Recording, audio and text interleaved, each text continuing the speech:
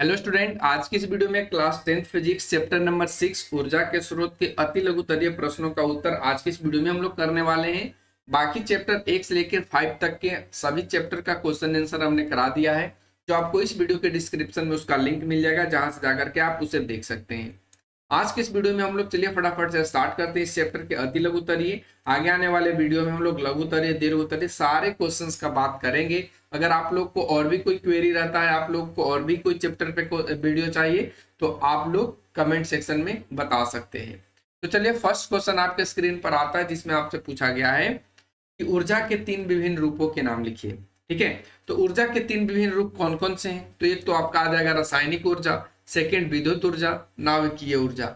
इसके अलावे भी और भी बहुत सारे ऊर्जा के रूप हैं, तो आप उन्हें भी लिख सकते हैं, कोई प्रॉब्लम यहाँ पे नहीं होगा। ठीक है, हमने यहाँ पे जो इंपॉर्टेंट था, जो हमको समझ में आया, वो आपको बताने की कोशिश करी है।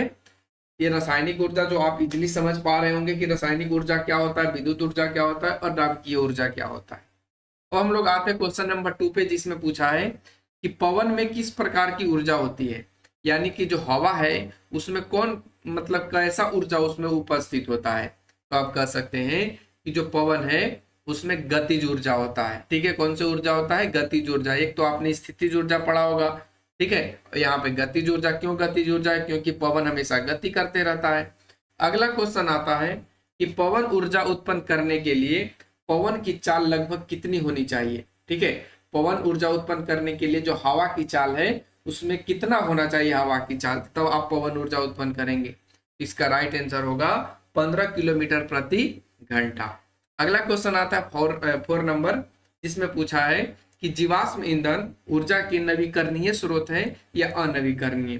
तो देखिए, जीवाश्म ईंधन जो है वो ऊर्जा का अनवीकरणीय स्रोत है। क्यों?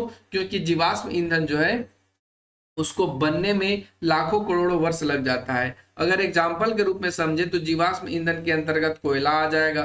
ठीक है, फिर आपका पेट्रोलियम आ जाएगा।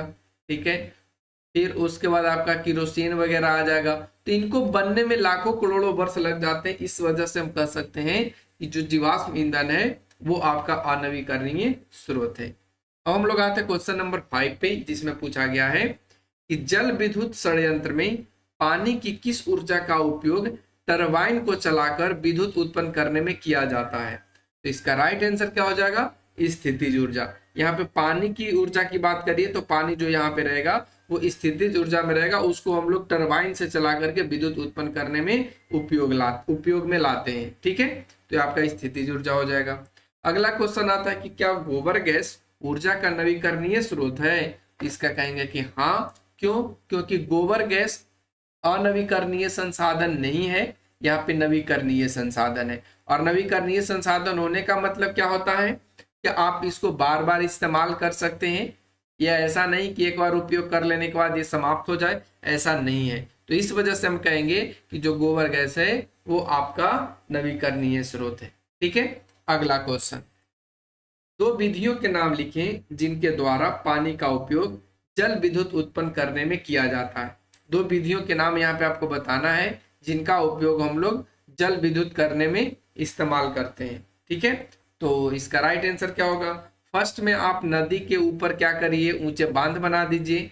फिर सेकंड आपका जल प्रपात या वर्षा का जो जल है उसको संग्रहण कीजिए। तो ये 2 विधि से आप क्या करेंगे, जल विद्युत उत्पन्न कर सकते हैं। क्योंकि नदी पे जब आप डैम बनाएंगे तो वहां पे टरबाइन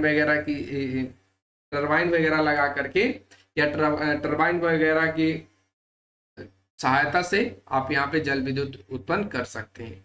फिर जल प्रपात या वर्षा जल का संग्रहण करेंगे, फिर भी वहां पे आपको टरबाइन लगाना होगा, और फिर आप वहां से जल से क्या करेंगे, विद्युत को उत्पन्न कर सकते हैं। तो आपका राइट आंसर यहाँ पे नदी पर ऊंचे बांध बनाकर या जल प्रपात या वर्षा जल संग्रहण करके होगा। अब आता अगला क्वेश्चन कि जीवाश्म ईंधन की ऊर्जा का अंतिम स्रोत क्या है। तो देखिए, जीवाश्म ईंधन ऊर्जा का अंतिम जो स्रोत है वो आपका पेट्रोलियम है, और उसके बाद प्राकृतिक गैस है। ठीक है, तो आप लिख लेंगे पेट्रोलियम और प्राकृतिक गैस। अगला क्वेश्चन, बायोगैस का मुख्य घटक क्या है। तो देखिए, बायोगैस का जो मुख्य घटक है वो आपका मीथेन है। और आप लोग कमेंट सेक्शन में लिख के बताएंगे कि मीथेन का जो सूत्र होता है वो क्या होता है। आप लोग कमेंट सेक्शन में जरूर लिख के बताइए कि मीथेन का सूत्र क्या होगा। अगला क्वेश्चन आता है 10 नंबर, जिसमें पूछा गया है कि सौर ऊर्जा की कोई एक विशेषता को लिखिए। तो देखिए वैसे तो सौर ऊर्जा के बहुत सारे विशेषताएं हैं, जैसे कि सौर ऊर्जा आसानी से उपलब्ध होता है, इसमें कोई खर्च वगैरह नहीं होता है, इससे प्रदूषण नहीं होता है। ये सारे चीज इनके विशेषताएं हैं। तो हमने यहाँ पे देखिए लिखा है कि सौर ऊर्जा सस्ता और प्रदूषण रहित होता है, तो ये इसकी विशेषता है। इसको आप इजिली टेकल कर सकते हैं। अगला क्वेश्चन आता है 11 नंबर, जिसमें पूछा गया है कि बॉक्स बॉक्स यहाँ पे बॉक्स प्रकार के सौर कुकर में ताप की सीमा क्या है जो वह 2 से 3 घंटे प्राप्त कर सकता है। फिर से क्वेश्चन को रिपीट करेंगे। बॉक्स प्रकार के सौर कुकर में ताप की सीमा क्या है जो वह 2 से 3 घंटों में प्राप्त कर सकता है। इसका राइट आंसर होगा 100 से 140 डिग्री सेल्सियस। 100 से कितना, 140 डिग्री सेल्सियस। अगला क्वेश्चन आता है 12 नंबर, जिसमें पूछा है कि अवतल, उत्तल और समतल दर्पण में कौन सा दर्पण सौर कुकर में सबसे अधिक उपयुक्त होगा और क्यों होगा। तो देखिए इन तीनों दर्पण में, ठीक है, समतल, उत्तल और अवतल में सबसे जो ज्यादा उपयोगी यहाँ पे होगा वो अवतल दर्पण होगा। क्यों होगा? क्योंकि ये प्रकाश के किरण को क्या करता है, अभिसारित करता है एक बिंदु पर। हमने लिखा भी है कि अवतल दर्पण होगा। क्यों होगा? क्योंकि अवतल दर्पण प्रकाश की किरण को अभिसारित अर्थात एक जगह पर फोकसित करता है। ठीक है, क्या करता है, एक जगह फोकसित करता है, जिसके वजह से जो कुकर है वो जल्दी हीट होगा, उसमें खाना जल्दी बनेगा। तो इस वजह से हम लोग अवतल दर्पण का उपयोग सोलर कुकर में या सौर कुकर में करते हैं। अगला क्वेश्चन आता है 13 नंबर, जिसमें पूछा है कि सौर सेल ऊर्जा के एक रूप को दूसरे रूप में बदलता है। तो ऊर्जा के ये दो रूप कौन कौन से हैं, या ये ऊर्जा के दो रूप क्या है। तो देखिए सौर सेल जो है ऊर्जा को दो रूप में बदलता है। पहले तो ये सौर ऊर्जा को विद्युत ऊर्जा में बदल देता है। जो सौर सेल है उसको सौर ऊर्जा को क्या करता है, विद्युत ऊर्जा में कन्वर्ट कर देता है। तो ये आपका दो रूप हो गया यहाँ पे। अगला क्वेश्चन आता है कि एक प्ररूपी सौर सेल कितनी वोल्टता एवं कितनी विद्युत ऊर्जा उत्पन्न करता है। एक जो प्ररूपी सौर सेल है वो कितनी वोल्टता और कितनी विद्युत ऊर्जा उत्पन्न करता है। तो देखिए अगर हम वोल्टता की बात करें तो वोल्टता 0.5 से लेकर के 1 वोल्ट तक ये वोल्टता इसकी होती है। और अगर हम इसकी विद्युत ऊर्जा की बात करें तो ये 0.7 वाट होता है। कितना होता है, 0.7 वाट। अगला क्वेश्चन 15 नंबर क्वेश्चन कहता है कि ईंधन से उस ऊर्जा को किस प्रक्रिया द्वारा उत्पन्न किया जाता है।